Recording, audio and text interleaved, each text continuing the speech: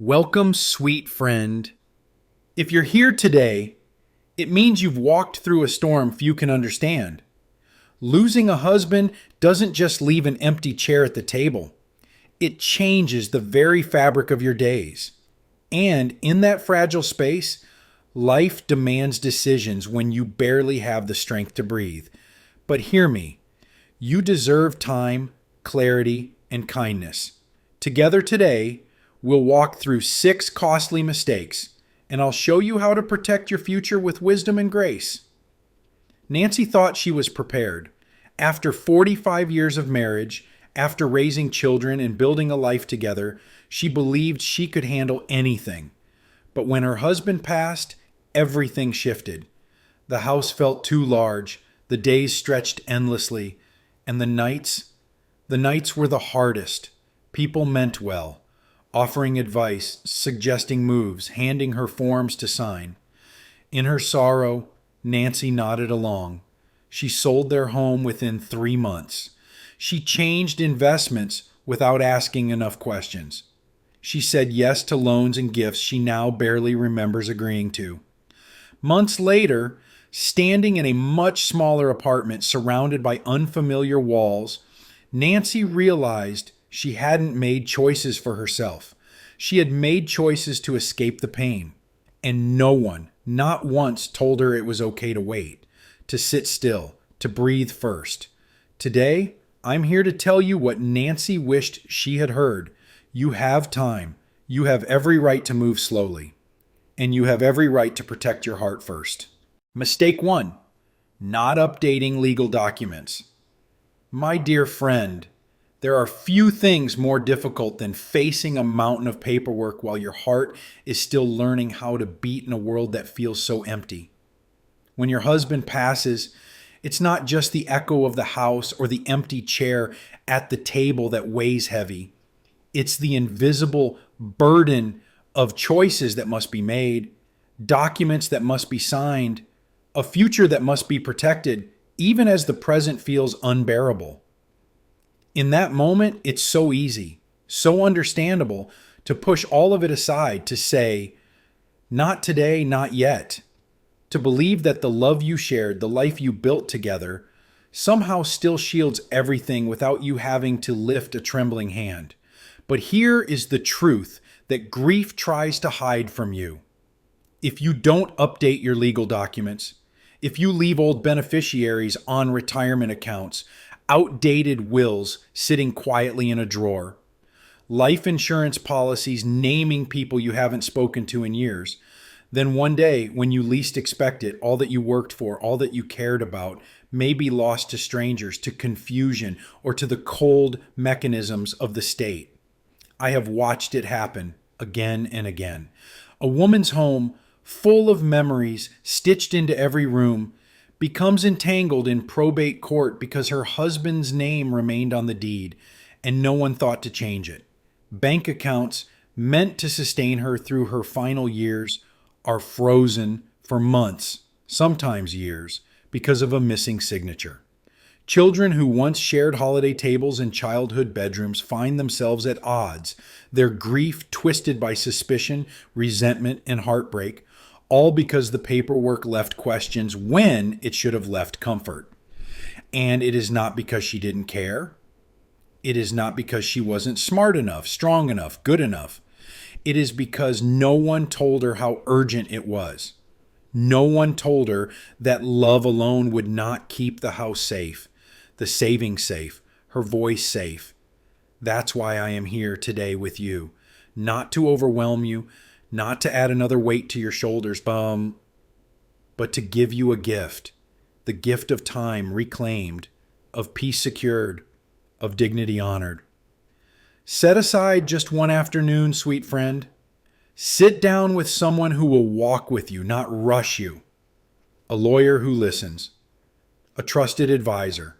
A family member who has proven their steadiness through every storm. Pull out every document, no matter how old. Dust them off. Read them aloud if you must. And ask yourself this, as gently as if you were speaking to the woman in the mirror. If I were gone tomorrow, would these papers tell the story I want told? Would they protect the people I love? Would they honor the life we built? If the answer is anything less than a resounding yes, take the brave, tender steps to fix them. Change the names, rewrite the instructions, update the plans, not out of fear, but out of fierce, abiding love for yourself, for your husband's memory, for the generations that will walk in the light of the choices you make now. You are not cold for doing this. You are not selfish. You are wise. You are loving. You are standing guard at the gates of a legacy too precious to lose. So promise me this. One afternoon, one trusted hand beside you, one clear-eyed review of everything you hold dear, because you deserve to step into this next chapter, not with fear or regret, but with quiet strength and the sure knowledge that you have honored your love story to its very last page and beyond. Mistake 2, taking insurance payout all at once. My dear, there is a moment that comes after the funeral, after the calls stop, after the casseroles are packed away. A moment when an envelope arrives or a check clears the bank. And for the first time since your world shifted, you feel a flicker of security. It is tempting to believe in that instant that the worst is behind you, that this money is a blessing sent straight to carry you into the next chapter. And in many ways, it is. But what many women don't realize, what too few are ever told, is that this check isn't a gift. It's a substitute. It is the quiet replacement for the years of steady paychecks that will no longer come. It is not extra. It is not unexpected treasure. It is a carefully built bridge meant to stretch across many seasons, anchoring your life with dignity and care. And yet, standing in grief's fog, that truth is easy to forget. The heart, raw and aching, reaches out for comfort. You might think, maybe I can finally take that trip we dreamed about, or maybe I'll help the children now when they seem to need me most. Friends might whisper advice about investing quickly, starting something new, making bold moves in honor of your fresh start. And if you're not careful, before you know it, the money, that fragile bridge your husband helped to lay stone by stone, begins to vanish piece by piece. I have watched too many kind, wise women, swept away by sorrow and good intentions, find themselves years later standing at the far shore, looking for the bridge that was supposed to carry them, only to realize it had quietly disappeared beneath their feet. That's why I want you to hear me, not as a stranger, but as someone who cares about you deeply. Slow down. Spread it out. Protect your breathing room. You do not have to accept that payout as a lump sum if you don't want to. You have the right to ask for alternatives.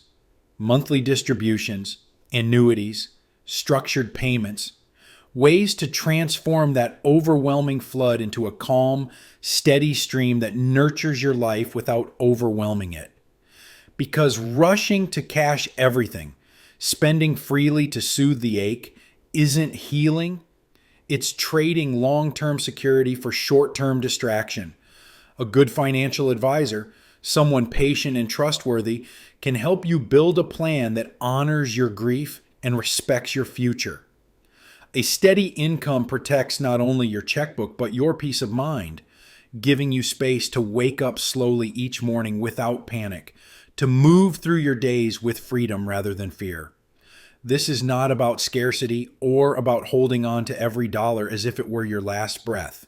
It's about creating the gentle conditions where healing can happen without financial anxiety, adding to the weight you already carry. If you feel pressure from others, from yourself, to spend quickly, to give quickly, to say yes before you're ready, remember this. You have already survived a loss greater than any price tag. You owe no one an explanation for protecting your future. You owe only this to yourself: the chance to move forward with wisdom, with honor, and with the quiet strength that your husband would have wanted for you. So before you sign, before you spend, before you make decisions your future self might wish you could undo, take a deep breath.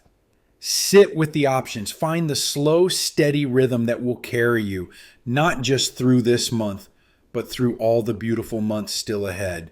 Because, sweet friend, you are still here, and you are worth every ounce of care. Mistake 3, giving away money or co-signing loans. My dear, after the loss of your husband, the world suddenly feels so much emptier, and in that hollow silence, the ache to feel useful, connected, and needed again grows louder than ever. In those tender, vulnerable months, it is so easy to believe that saying yes to a family member's request for money, for a favor, for your signature, is simply another way to keep love alive, to keep purpose blooming, even when grief has stripped so much else away. But love, if not tempered with wisdom, can sometimes lead us down a path paved with regret. I think now of a woman I once knew. Her name was Joan. Joan was 80 years old, strong in spirit, but fragile in the months following the loss of her husband of 55 years.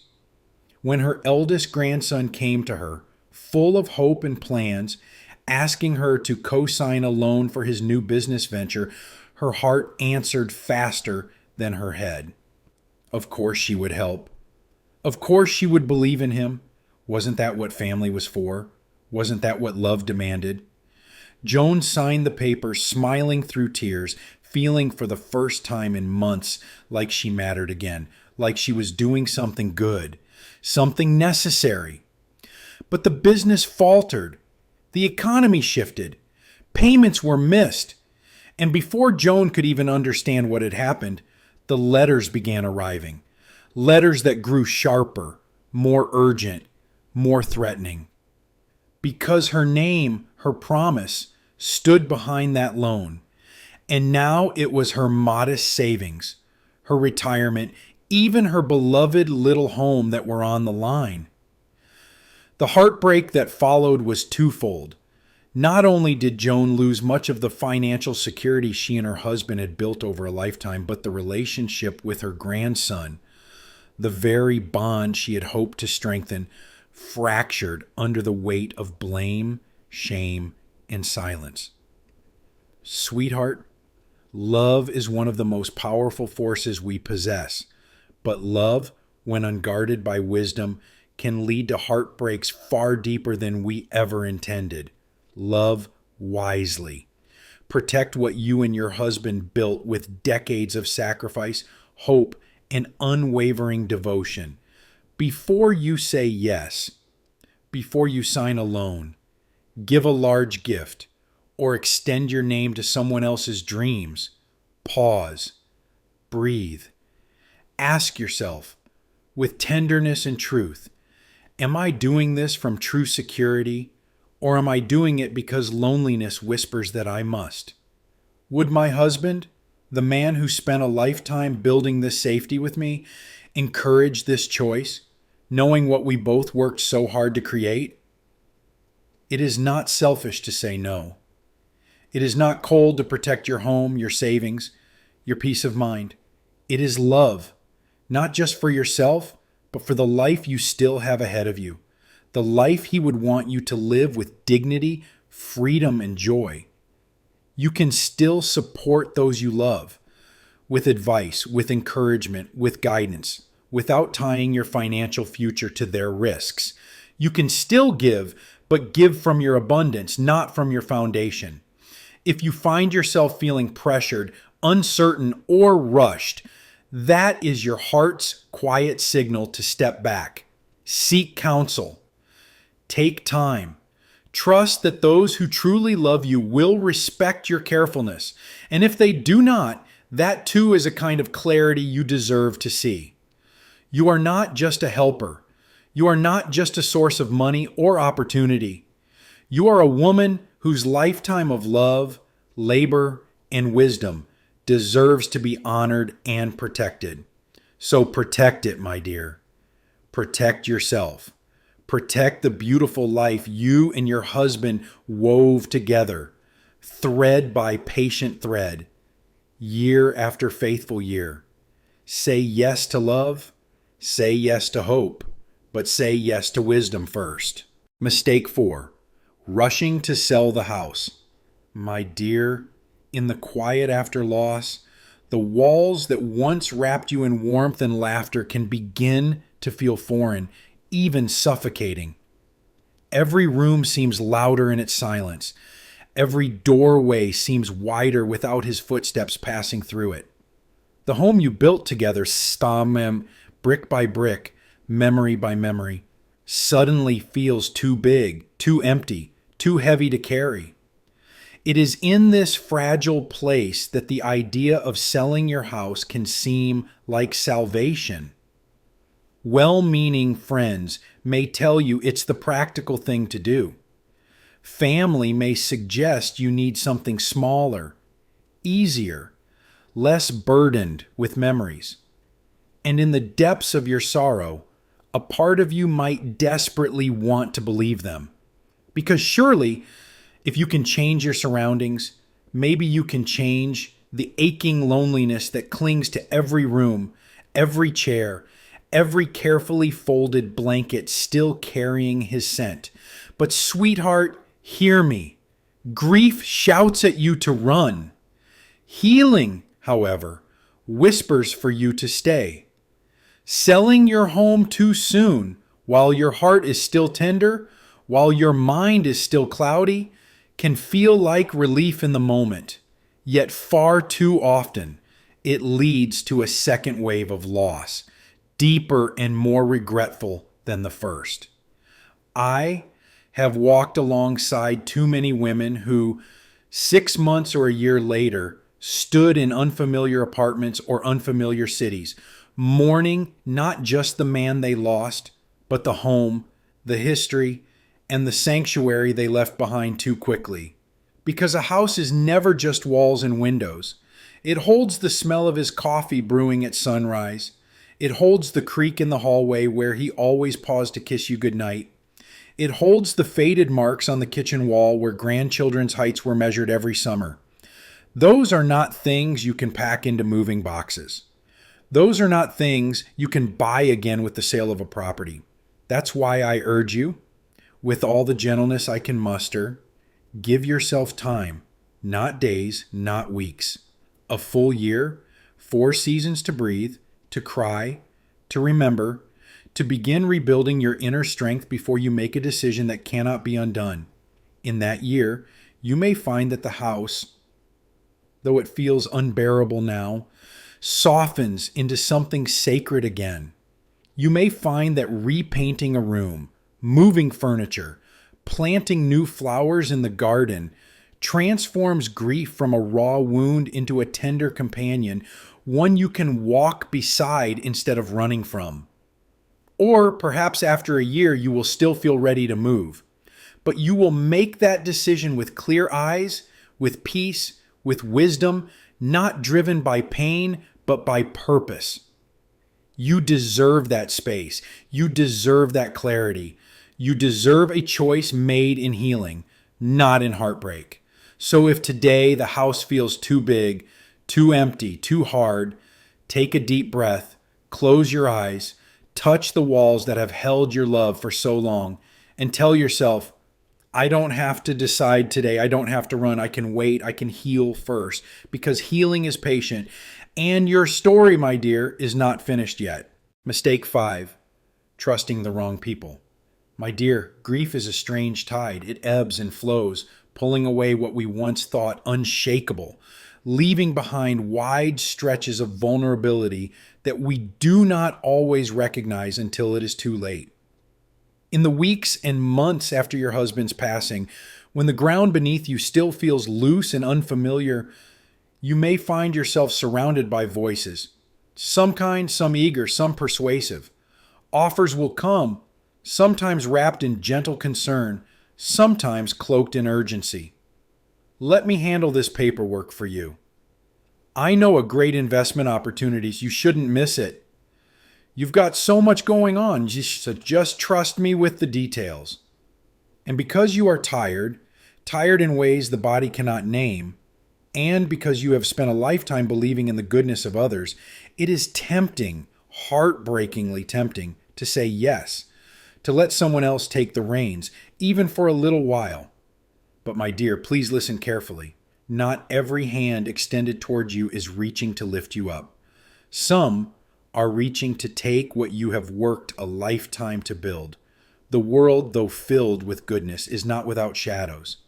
And there are those who see a grieving woman is so generous, trusting, unsteady, and see an opportunity. That is why today I am asking you to do something that might feel unnatural at first. Trust slowly. Verify carefully. Move deliberately. Before handing over bank accounts, before signing legal papers, before letting someone guide your future, pause. Ask questions, even the uncomfortable ones. Check certifications, check histories, check references. Real help will never be offended by your caution. Real love will never demand your blind trust. You have the right to move at your own pace, to gather advisors who have proven themselves worthy, not just in words, but in deeds. You have the right to second guess, to say no, to change your mind. Remember, the life you shared with your husband was not built overnight. It was built year by patient year, sacrifice by quiet sacrifice. It deserves guardianship that is just as deliberate, just as faithful. Think of your legacy like a beautiful garden he helped you plant, steady, blooming, full of quiet miracles. Would you hand that garden over to a stranger just because they smiled at the gate? Of course not. You would walk the paths yourself. You would check their hands for care, their hearts for respect. Treat your future with the same sacred protectiveness. You are not suspicious for being cautious. You are not unkind for taking your time. You are wise. You are safeguarding the final precious chapters of a story that still has many beautiful pages yet to be written. So when offers come, when smiles seem too eager, when the world urges you to move faster than your heart is ready, stop. Listen inward. Move only when your spirit feels at peace, because you, my dear, are still the author of your own life. And you owe it to yourself and to the love you carry to write these next chapters with steady, fearless hands. Mistake 6, isolating yourself. My dear, there's a kind of silence that creeps in after loss, a heavy, hollow silence that fills the corners of your home and settles in the spaces once warmed by laughter and shared conversation. At first, that quiet feels merciful, no one asking questions, no need to explain the ache behind your smile. It feels easier to close the door, pull the blanket tighter, and let the world carry on without you. But slowly, almost imperceptibly, the quiet transforms into loneliness.